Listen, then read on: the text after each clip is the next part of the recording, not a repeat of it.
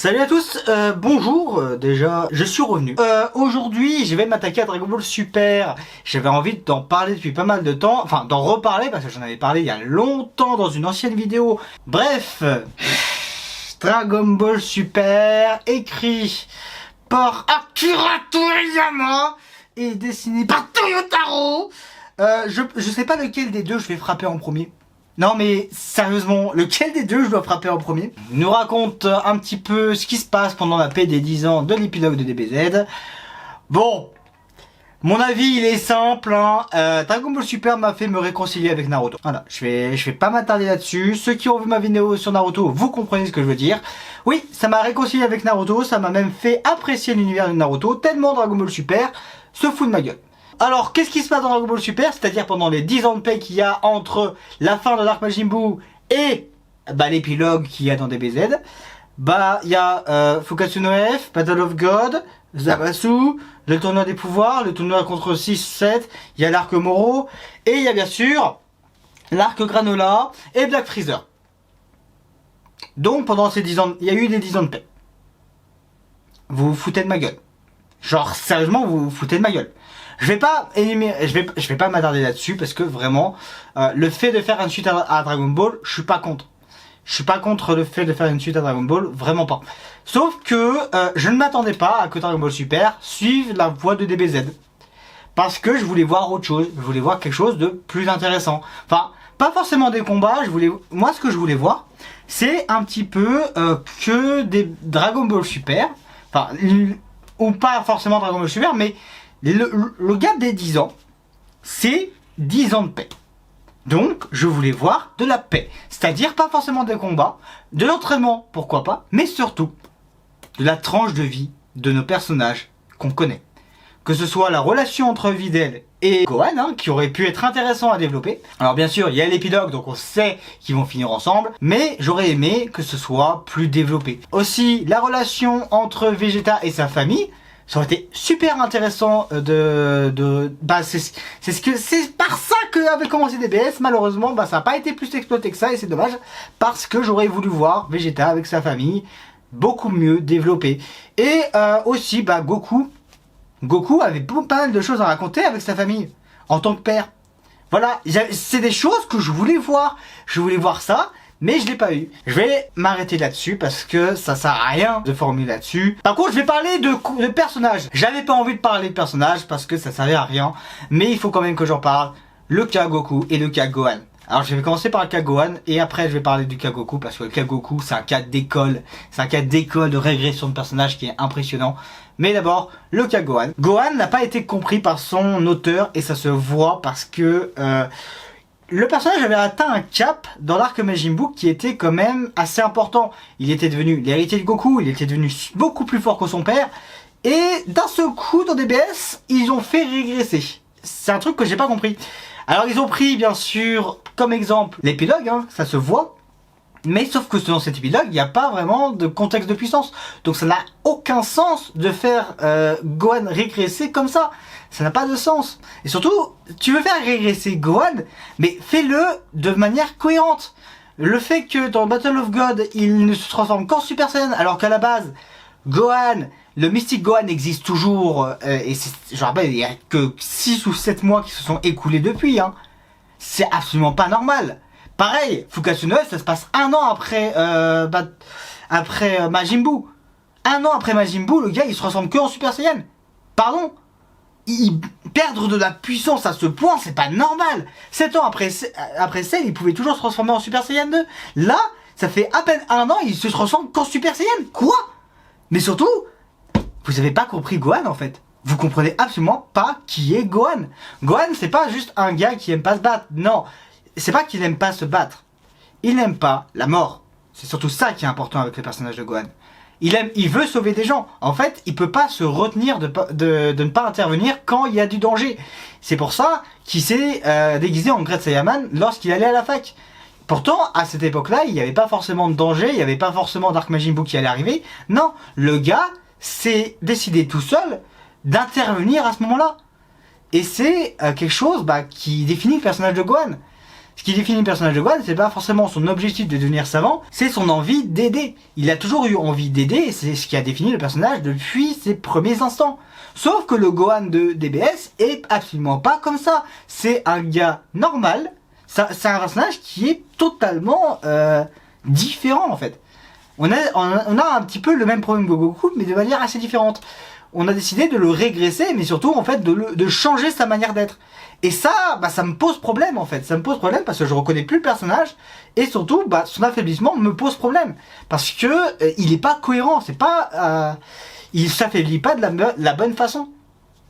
Et c'est pas parce que tu me remets un Mystic Gohan dans le tournoi des pouvoirs que ça va changer quelque chose. Ça reste incohérent. Mais si c'était ça le problème, non, le Kagoku est pire que ça. Le Goku de DBZ était un personnage sage, pur, qui veut prendre soin de sa famille, qui veut protéger la Terre. Le Goku de Dragon Ball Super est un abruti inconscient qui ne reconnaît pas une femme enceinte, qui ne sait pas ce que c'est un bisou, alors que le gars a plus de 40 piges. Je ne sais pas ce qui s'est passé avec ce personnage. Parce que là où j'arrive à pardonner avec Gohan, parce qu'ils en ont fait un personnage secondaire qui est vraiment mis au second plan. Sauf que Goku c'est devenu un nouveau protagoniste. Alors déjà ça c'est un gros problème parce que le personnage n'a rien à raconter. Mais ce qu'il aurait pu raconter c'était envers sa famille. Sauf que ils en ont fait un père incompétent. Déjà, il n'y a aucun moment où il est avec sa famille pour essayer de discuter, pour essayer de développer sa relation avec eux. Et aussi, mais c'est un abruti de première, c'est impressionnant. Il est responsable, littéralement parlant, du tournoi des pouvoirs. Hein, c'est lui qui a littéralement causé ça. Il a menti à ses potes concernant une sorte de récompense mystique. Quoi? Pardon? Et surtout, il est marié, il a 2 enfants, il reconnaît pas une femme enceinte, pardon? Quoi? Vous avez fait quoi de Goku? Bon, je vais pas m'attarder sur le cas Goku parce que j'ai encore des choses à dire. Et je vais parler de Freezer. Oui, arrêtez avec Freezer. Genre, sérieusement, arrêtez. Je ne supporte plus le personnage. Je le déteste en fait. Je sais pas ce qui s'est passé. Hein. Franchement, vous en faites trop avec Freezer.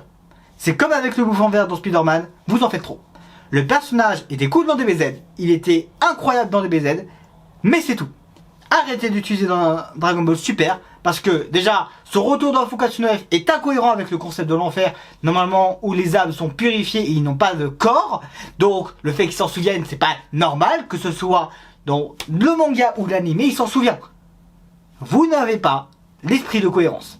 Akira Toriyama n'a pas l'esprit de cohérence et ça se voit, que ce soit ses personnages ou même les concepts qu'il a créés, il n'a pas de cohérence. Je vais aussi parler malheureusement des enjeux. Les enjeux, mais... What? Il n'y a pas d'enjeu. La majorité des arcs de DBS n'ont pas d'enjeu. Je rappelle, Battle of God, ça se finit sur Beerus qui gagne et pourtant il n'y a aucun mort, il n'y a rien du tout. Le gars, il décide d'épargner la terre parce qu'il y a de la bouffe. Voilà, c'est absolument zéro enjeu dans cette histoire. Fukatsu no F, la seule mort qu'il y avait, c'est Piccolo, hein, mais il se sacrifie de façon totalement... stupide, hein. Il se fait juste transpercer. Chose qui c'était déjà arrivé dans l'arc cyborg, sauf que dans l'arc cyborg ça avait rien fait, là ça lui fait quelque chose, il meurt, se fait ressusciter hors champ. Ok. En termes d'enjeu, l'arc univers 6 contre univers 7, c'est quoi l'enjeu? La Terre va changer d'univers. Oh mon dieu, qu'est-ce que c'est catastrophique, on s'en fout. Littéralement on s'en fout, vraiment, il n'y a aucun réel enjeu dans cet arc là. L'arc du tournage d'univers avait une sorte d'enjeu, hein, c'est-à-dire la destruction de tout un univers, mais on se rend compte à la fin comme quoi c'était peine perdue parce que si le gars faisait un vœu égoïste, tous les univers étaient détruits, donc en soi il n'y avait pas d'enjeu. Chaque univers finit bien à la fin, même si en soi c'était logique en soi, voilà. Bref, je vais pas m'attarder sur les arcs Moro et Granola parce qu'il y a des gens qui n'ont peut-être pas lu ces arcs là. Et je vais pas m'attarder surtout sur Black Freezer, ça c'est hors de question. Et je vais pas m'attarder sur le film Dragon Ball Super Super Héros, sinon je vais devenir vulgaire. Pas forcément parce que le film est mauvais, mais parce que j'en ai marre des transformations par personnage. Ça me saoule, ça commence à me gonfler, ça ne raconte rien. Toutes les transformations de Dragon Ball Super racontent rien du tout par rapport à la seule transformation connue de DBGT qui, elle, racontait énormément de choses. Le gap est énorme hein, en termes de transformation. C'est pas parce que t'as beaucoup de transformations dans une série qu'elle est bonne. Ça se voit, surtout quand on voit des BGT. Bref, est-ce que Dragon Ball Super est meilleur que les BGT? Bah non, hein, non. Il y a tellement de choses qui vont pas dans Dragon Ball Super que ça m'a fait vraiment détester la série. Ça m'a réconcilié avec Naruto, on s'en est à la preuve. Savoir si c'est meilleur que des BGT, non, moi je les considère au même niveau en termes de n'importe quoi. Et aussi en termes de défauts. Même si des BGT est plus pardonnable, c'était il y a 20 ans, c'était pas scénarisé par Akira Toriyama. Alors que là c'est le cas. Ah, je vais pas m'attarder là-dessus, franchement. Je crois que je vais m'arrêter là parce que sinon je vais vraiment péter un câble. J'ai lu le dernier chapitre de Dragon Ball Super assez récemment et c'est un petit peu le responsable de cette vidéo que j'ai fait sans écriture. Sans écriture, vraiment. J'ai relu un petit peu Dragon Ball Super et vraiment j'ai eu du mal parce que vraiment le personnage de Goku est devenu détestable à cause de sa nouvelle personnalité qui est totalement différente de ce qu'il avait dans DBZ. Et ça m'a fait mal parce que Dragon Ball j'ai grandi avec, hein, ça fait partie de mes séries phares en soi, entre parenthèses. Hein. J'ai découvert Fullmetal Alchemist avant Dragon Ball pour un petit peu la petite histoire. Et ça m'a fait mal de voir ça, de voir que Dragon Ball Super se fout de la gueule de ses lecteurs. Et il y a des gens qui considèrent Dragon Ball Super meilleur que DBZ. Carrément même, DBZ. Et alors que DBS est incohérent. Il est incohérent sur tellement de points. Et même ça rend des phrases de DBZ incohérentes. Ça rend des concepts de DBZ incohérents. Et ça me fait chier de savoir que DBS a du succès. Ça a du succès alors que ça devrait pas en avoir, c'est tellement incohérent et voir ça en fait ça me fait prendre conscience d'un truc, c'est que t'as pas besoin d'être cohérent pour avoir du succès pour une suite. Et c'est dommage parce que justement on aurait dû prévenir Akira Toriyama après le premier arc pour lui dire fais attention, là ça va pas. Et malheureusement bah, les éditeurs s'en foutent et ça se voit hein, et tout ce qu'ils veulent c'est du fric. Et ça me fait chier, ça me fait vraiment chier de voir ça, que ils s'intéressent plus aux produits dérivés qu'à l'histoire. Alors que pour faire une suite Dragon Ball, ça serait le plus important. Bref, je pense que ça sera tout pour cette vidéo. J'espère que vous l'avez apprécié ou non. Hein. Si vous êtes fan de Dragon Ball Super, je suis désolé que vous soyez tombé sur cette vidéo. J'espère que vous l'avez apprécié quand même. Je vous dis à plus dans une prochaine vidéo. C'était le bazar manga. Ciao.